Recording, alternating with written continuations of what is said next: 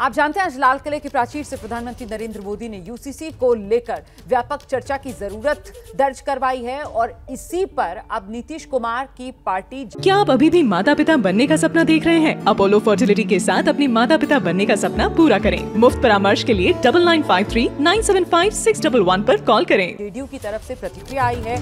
UCC एक संवेदनशील सवाल, ये कहना है जेडीयू का। व्यापक चर्चा और आम सहमति यूसीसी के लिए जरूरी है।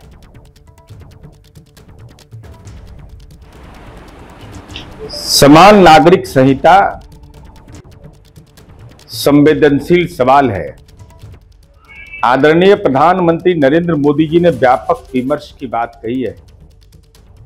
माननीय मुख्यमंत्री नीतीश कुमार जी ने वर्षों पूर्व लॉ कमीशन को पत्र लिखकर इस संदर्भ की चर्चा की है कि यह एक ऐसा मसला है जो देश विविधताओं से भरा हुआ है। विभिन्न धार्मिक परंपराएं हैं, क्षेत्रीय भावनाएं हैं। तो ऐसी स्थिति में व्यापक विमर्श जो स्टेक होल्डर्स हैं उनके बीच आम सहमति बनना चाहिए और साथ ही साथ एक व्यापक विमर्श की बुनियाद पर ही ऐसे संवेदनशील सवाल का समाधान किया जाना संभव है। तो ये जेडीयू की प्रतिक्रिया आप सुन रहे थे। दिबांग, यही वजह कि प्रधानमंत्री नरेंद्र मोदी की तरफ से भी यूसीसी और उसकी जरूरत दर्ज करवाते हुए व्यापक चर्चा उस पर क्यों जरूरी, ये रेखांकित किया। हाँ, देखिए, जो पॉलिटिकल रियलिटी है मौजूदा सरकार की, जिसमें आप बहुमत में नहीं हैं, उसमें आप इस बात का ध्यान रखते हैं कि आपके सहयोगी किस तरफ जाएंगे। और वही शायद बात है व्यापक वाली कि व्यापक चर्चा होनी चाहिए। और व्यापक चर्चा मैं भी कह रहा हूँ कि बहुत ज़रूरी है। अभी भी यही बात कह रहे हैं क्योंकि बहुत ही संवेदनशील मुद्दा है। आप देखिए, पिछली बार जब चुनाव हुए थे मध्य प्रदेश में, शिवराज सिंह चौहान से मेरी बात हो रही थी और उन्होंने कहा कि यूसीसी का मुद्दा मुझे परेशान कर रहा है।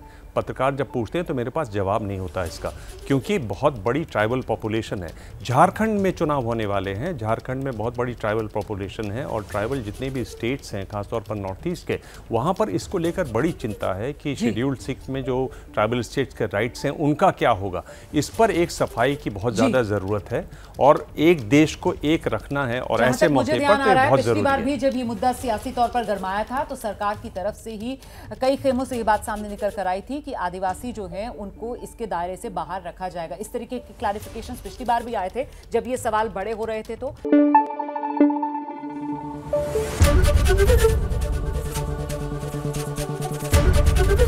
एबीपी न्यूज आपको रखे आगे।